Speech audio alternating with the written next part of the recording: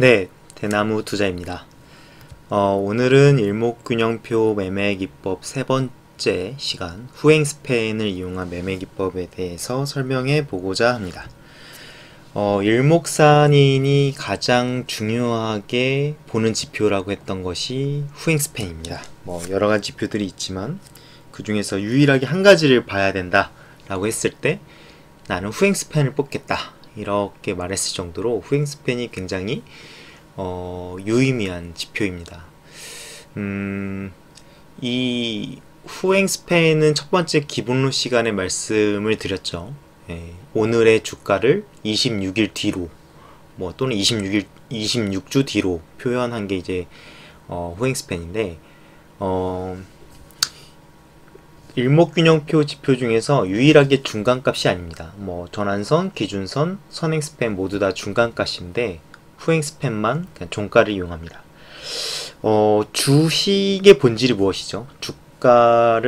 주식을 우리가 매매하는 거는 돈을 벌기 위해서죠. 물론 그 이후 이면에 있는 경제적인 자본 조달을 하고 이런 것들은 당연히 이제 경제학 시간에 있는 이야기고 개인 투자자 입장에서 주식을 매매하는 거는 돈을 벌기 위해서입니다.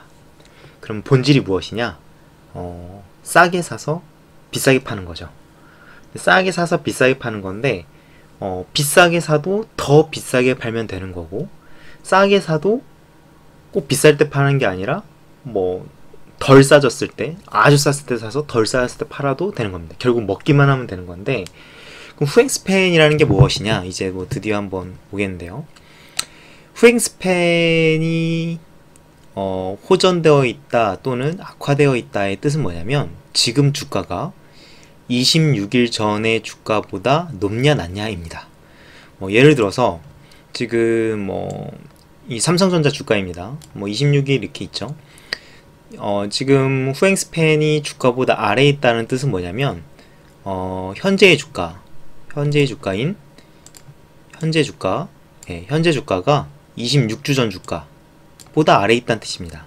지금 주가가 26주 전 주가보다 아래에 있으면 후행 스팬이 지금 굉장히 악화되어 있는 상황입니다.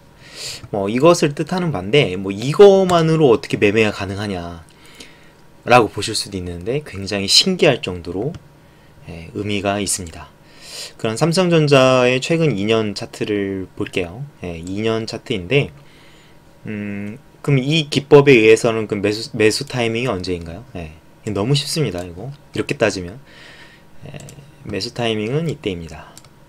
이때인데 이때를 26주로 땡기면 이때겠죠. 이때 2016년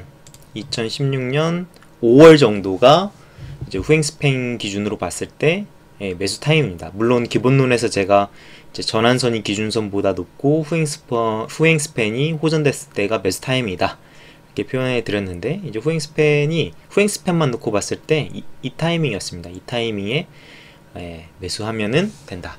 그러면은 이제 매도 타이밍은 언제냐? 매도 타이밍은 보시죠. 언제인 것 같으세요? 이렇게 후행 스팬이 내려와서 붙었죠. 주가랑 붙었고 이것도 거의 붙었다고 볼 수 있고 붙었는데 이때죠.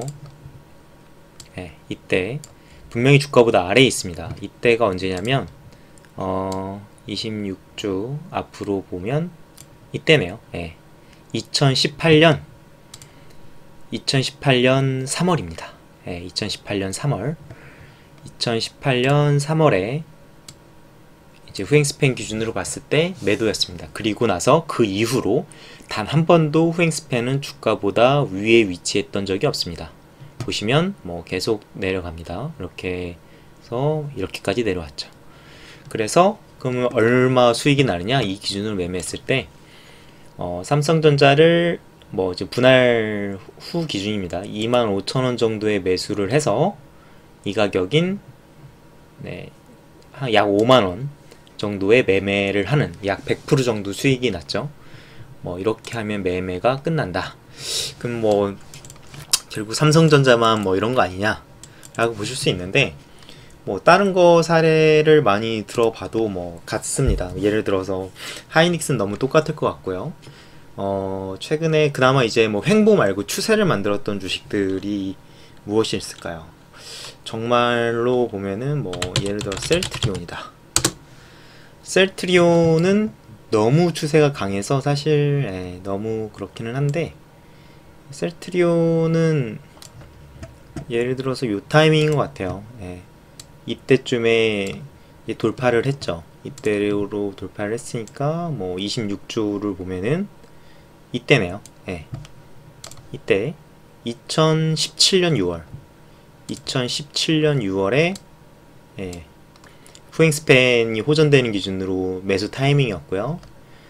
그리고 이때입니다. 이때 주가보다 아래에 위치하게 되는데, 이때가 언제냐면 26주 2018년 7월에 이제 후행스팬 기준으로 보면은 이제 악화가 됐죠.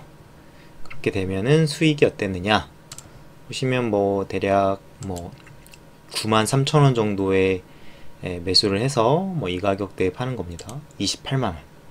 사실 너무 이건 추세가 많이 만들어져서 너무 뭐 과거만 놓고 봤을 때 그런 거 아니냐. 사실 이게 지금 이렇게 다 지나놓고 보면 매우 쉬운데, 막상 이 시점에 살 수 있느냐, 이거 만만치는 않은 이야기입니다. 이때인데 뭐 굉장히 이때만 해도 횡보하는 것 같죠. 횡보하는 것 같은데 뭐 이게 날아갈지 안 날아갈지 알 수 없어요. 물론 이렇게 이 셀트리온이라는 주식은 추세를 만들었지만 이렇게 호전됐다가 다시 또 내려올 수도 있는 거예요. 네, 사실 이제 그런 것들은 사실 이 시점에 있어서 다양한 다른 보조 지표를 볼 수도 있고, 그 다음에 기업의 펀더멘탈을 분석해 볼 수도 있습니다. 뭐 리포트를 읽는다든가 아니면 뉴스를 본다든가. 근데 그러한 펀더멘탈의 변화가 마침 괜찮은 변화가 기다리고 있고, 괜찮은 펀더멘탈리 큰 변화가 일어나는 초입에 있는데, 이러한 일목균형표 상으로 다양한 지표들이 호전되면 매수 타이밍이다. 그 다음에 뭐 예를 들어 볼까요? 또 이제 주장창 빠졌던 주식을 보면 이제 현대차가 있을 것 같아요. 현대차를 지금 보시면 뭐 후행스팬 기준으로 보면 여전히 매수 타이밍은 아닙니다. 매수 타이밍은 아닌데, 뭐 이거는 너무 오랫동안 빠져가지고 이게 도대체 뭐 언제였느냐. 사실로 보면은 이런 타이밍에서는 뭐 어떠한 시그널을 주지는 못해요. 일목균형표가. 왜냐면 횡보장이기 때문에 뭐 딱히 지표가 있지 않습니다. 뭐 서로 호전됐다 악화됐다 호전됐다 악화됐다 굉장히 몇 주 간격으로 왔다리 갔다리 하다가 뭐 요 시점이죠. 요 시점, 이게 후행스팬이 사실 완벽하게 이제 지수로부터 멀어지는 시그널이었는데, 이때로 보면 뭐 한 이 정도가 될 것 같아요. 뭐 이때를 제외하고는 사실 이때는 뭐 사실 뭐 현대차 때문에 빠졌다기보다는 시장 자체가 밀렸던 측면도 있을 것 같은데, 현대차는 뭐 최근 3년을 놓고 보면 시그널이 없다. 거의 그냥 횡보 장세였습니다. 그러면 이제 더 그 이전으로 가야 이제 시그널이 있을 것 같은데, 그 이전으로 가보면, 그럼 현대차는 뭐 언제가 뭐 파는 타이밍이었느냐. 이거 사실 뭐 저도 지금 굉장히 뭐 먼저 스터디하지 않고 직접 그냥 제가 즉석으로 차트를 보고 분석을 하는 건데, 그렇기 때문에 뭐 분석 내용이 조금 뭐 미진할 수도 있고 그렇습니다. 하지만 이거 보시면 제 생각엔 그 이전은 뭐 굉장히 랠리를 하던 시기이고요. 그 다음에 뭐 여기서부터는 굉장히 이제 횡보장이 지속이 됐는데, 횡보장이 지속이 되다가 뭐 이렇게 이제 무너지는 타이밍인데,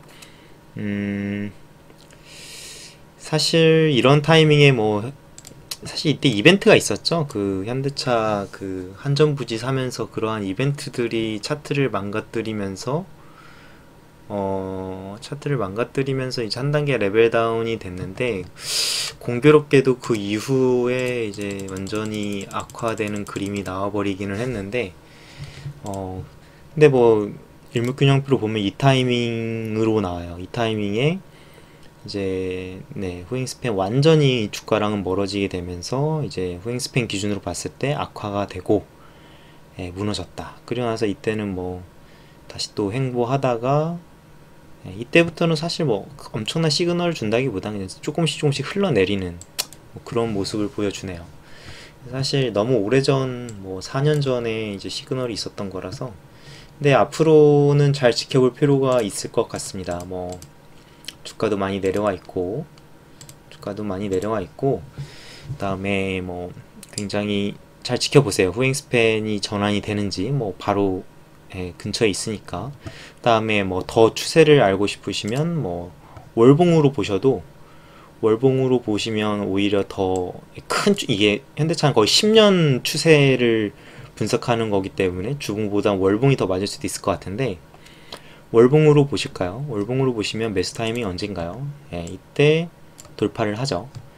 이때 돌파를 하는데 뭐 타이밍적으로 보면은 이때입니다. 이때 2009년 5월입니다. 2009년 5월에 이제 매수 타이밍이었고요. 월봉 기준으로 봤을 때. 그리고 뿜고 나서 붙었고 거의 조금 위지만 붙어 있다가 이때부터 완전히 이제 주가로부터 멀어지게 되는 타이밍입니다. 이때가 언제냐면 이때요. 사실 뭐 아까 주봉으로 봤을 때도 마찬가지였는데 현대차 한전부지 인수하면서 주가가 무너지는 이 타이밍입니다. 그래서 뭐 굉장히 장기 투자였겠죠. 월봉으로 보시면 몇 년 투자를 가정을 하셔야 돼요. 물론 월봉으로 호전됐다가 또 몇 달 뒤에 망가지는 사이클도 있을 수 있지만 이제 월봉은 굉장히 긴 사이클이기 때문에 뭐 타이밍적으로 보시면 볼까요? 이게 지금 거의 뭐 이게 이때 사서 이때 파는 사이클이니까 물론 뭐 27만원에 팔면 더 좋았겠지만 뭐 이 지표를 보시는 분 매매라고 했다면 대략적으로 뭐 6만원 초반대에 사서 뭐 이 정도 22만원 거의 4배인데 뭐 어쨌든 이때는 뭐 좋았던 주식이 굉장히 많았던 시기이기도 하고 뭐 이때 물론 사실 뭐 이런 의문이 있으실 수도 있을 것 같아요. 굳이 2014년 9월에 파느냐 뭐 이때 나는 펀더멘탈리 분석했을 때 뭐 이때 굉장히 뭐 매도 타이밍이었다. 그쵸? 뭐 그렇게 팔고 나올 수도 있어요. 근데 뭐 주가라는 건 모르는 거고 그냥 일목균형표에 후행스팬만 놓고 봤을 때는 뭐 이때를 타이밍으로 줬다. 사실 이때 횡보하다가 이제 추세가 하락 반전했다라고 보시면 될 것 같아요. 그렇게 되면 주가는 이때는 상승장, 그 다음에 이거는 횡보장, 그 다음에 이렇게는 이제 하락장, 이렇게 표현을 할 수가 있을 것 같습니다. 어쨌든 뭐 후행스팬은 뭐 후행스팬 매매 기법은 매우 뭐 간단합니다. 후행스팬이 호전됐을 때 사서 악화됐을 때 판다 인데 오히려 뭐 그것을 뭐 그게 중요한 건 아니고 그 당시에 펀더멘탈 변화 또는 뭐 기준선과 전환선의 움직임, 그 다음에 다른 보조 지표들, 그리고 그 기업의 펀더멘탈 변화까지 전부 다 고려했을 때 이 후잉스팬의 호전이 의미가 있다라고 했을 때 뭐 사시면 충분히 수익을 보실 수 있다. 결국 후잉스팬 하나만 보는 것이 아니라 그와 인접된 다양한 것들도 교집합으로 충족을 하는지를 보고 그 다음에 그 기업의 펀더멘탈도 봐야 됩니다. 물론 뭐 펀더멘탈 변화 없이도 뭐 호전될 수 있어요. 하지만 그렇게 된 경우에는 이게 오래 추세를 형성하지는 못합니다. 그래서 그런 것까지 다 같이 봐주시면 좋을 것이다. 그렇기 때문에 물론 기술적 분석도 해야 되지만 뭐 펀더멘탈 분석도 시간이 되시면 공부를 해 보시는 게 매우 좋으실 것 같습니다. 네, 이상입니다.